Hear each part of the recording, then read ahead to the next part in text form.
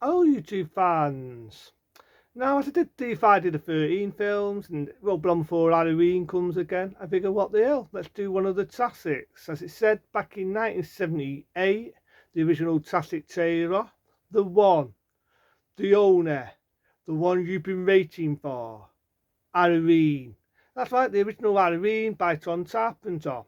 Now, you've probably seen a lot of history and a lot of stories, but this, in my eyes, is the film that inspired most slasher films, whether it be the Friday the 13th. If you remember me saying it did inspire the original Friday the 13th, and it probably inspired a lot of sequels too, as well as a lot of other slasher films. This has it all. So at the time, John Carpenter was a new sort of director. You know, he did a film called The Dark Star. What it does inspired Ridley Scott to do the next film, that being Alien. But he did a film called Dark Star, basically which was a student film, similar to Alien. On it, I'm not making this up on it. I'm not smoking anything. It had a beach ball on a spaceship attacking people. I'm not making this up. It had a beach ball on a spaceship attacking people. Says it. And then he had the big success of doing Apollo PC-13 back in '76. That's right, Apollo PC-13 in '76. So John Carpenter, even then, was sort of making a name for himself, but he wanted to go and do a thriller, a slasher type of horror film.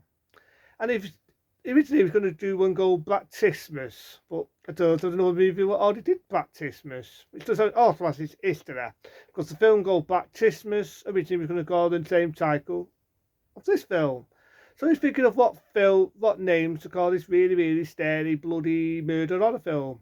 And he thought of it, Halloween. So he figured, why don't you do a film about Halloween based on the Halloween season and about a guy with a mask on killing people. You can kind of see the similarities here in Friday the 13th and most other films with slashers with a mask on. So it starts off with the tape music, and what a music, you know. I can't do the rest on this, I'll kill it. But I love the theme tune, it's cheapy, it's thrilling, it's everything. And then you've got the 1963 Halloween.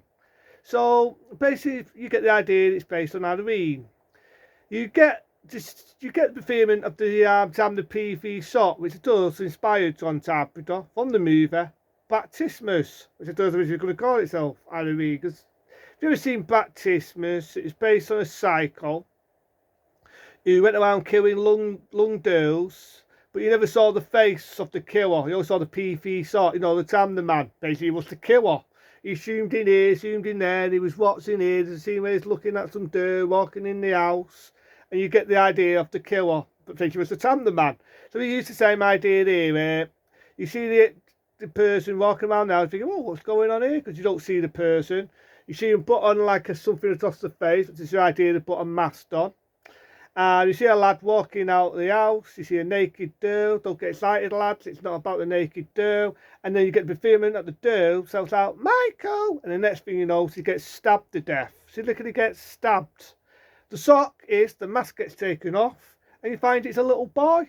It's a little freaking boy. And he's like, now I do know that in the movie Halloween, they did two edited versions. On the APC, which was an American channel, they did a version where you do have a few extra scenes what they introduced in 1981. One of them was you saw Michael Mathers in a mental asylum, right? And John Humors, who was the doctor, went to visit him. And there's a few little extras here and there in the theatrical that was not in it. So I've got a bit of history there for you. But what I did, paid Dr. Humors, you know, the man himself, Donald Pleasance. And I like Donald Pleasance in this. I love the lines he says, the eyes, the devil's eyes, evil, pure evil. So you've got an idea now, it's 10 years later, and it's now 1978, which was the year when the film came out.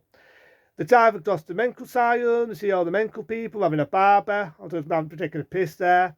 And you've got the idea, Michael Mathers has escaped. He goes to try to attack a nurse, but his aim is not to attack a nurse, his aim is to nick a car. So he nicks a car, drives off. I know there's a bit of a fuck up there, because when he smashes the car window, you see a finger across his hand. It didn't really bother me, you know what I mean? It's just a little fuck up, but I thought I'd mention it. And I also loved other music. There's a lot of other different types of music here and there. And then you get another day actress in her first big break, that being Jamie Lee Curtis. And I love Jamie Lee Curtis. In this, I love her. She's pretty, but she's not too Hollywood. You know, she's like the girl next door. And I think at the time, John Carpenter felt, yeah, why not? Jamie Lee Curtis, she was a new actress at that time. She was starting it out. You know, she did episodes of freaking Love Boat. Oh, God, you can remember that. And other stuff. You know what I mean? One day after this, she appeared in an episode of But Watchers, and they sent her censor her. But yeah, she did a lot of pole damn shows, and we all know the mum, Janet Leigh. And you knew Janet Leigh in the classic movie Psycho, you know, the famous shower scene. And he felt Jamie Lee Curtis would be excellent as a role in this. So you got it. You know, you got Donald Pleasence and you got Jamie Lee Curtis. Where can you go wrong there? So now you've got the killer, it's Halloween, and you've got, again, the Jake Peavy shot. You don't see a lot. One thing I did the original Halloween is you do not see Michael Matheson nearly at the end, nearly at the middle. So you see faraway shots of Michael. You see Peavy shots of him. It's just a the man moving about. You've got every breathing in the background. You've got it all, and I love it. So you got the death scenes in the original are not really that spectacular. You've got one girl who's naked, who I do love in the film, all the way through the film. It does appear in the original Carrie. It always says, Toku, Toku, all the way through the film, Tokily. So she's having it away with a boyfriend, and she gets choked out with a telephone wire, pretty violent. The first death is a mate who's been in a lot of Anton Carpenter films. She gets a throat slit. But again, I'm thinking, well, where's there's no blood? Where's no blood gushing out? Where's not ripping faces and any of that? That's one thing I'll diff the original Halloween. That's one thing I'll diff it. It was never bloody. It was never bloodthirsty. It was never out of fire in the sense of blood and gore. What you have got is a psychological horror film. A very good directed horror film, I may add. So then you get to the fulfillment when you get to the woman who's dragging her by the neck, really badly overacting there. You see the mast. For the first time, you see the mast. And we all know the history was it was a Captain T. Sturt mast by Ian West. It was a Captain T. Sturt mast, you know, from the classic 60s Star Trek. Thus, it did not look nothing at all like Captain Turk. So all they did was they painted it right, stuck it on the actor who's going to be Michael, and called it a day. And I do know they had two actors that played Michael Mathers. You know, you had one actor who had big sturdy hair, and you had another actor, I think was a stunt double, who was one of the producers for the film. So basically you had two actors in the original playing Michael Mathers. So basically he started to attack Jamie Lee Curtis as Laurie Strode, and he's trying to attack her, some scary bits where she's hiding in the cupboard and he's smashing his hands in the cupboard, and you're thinking, oh! Just back then it was like that until you had all the sequels, and that wasn't the case.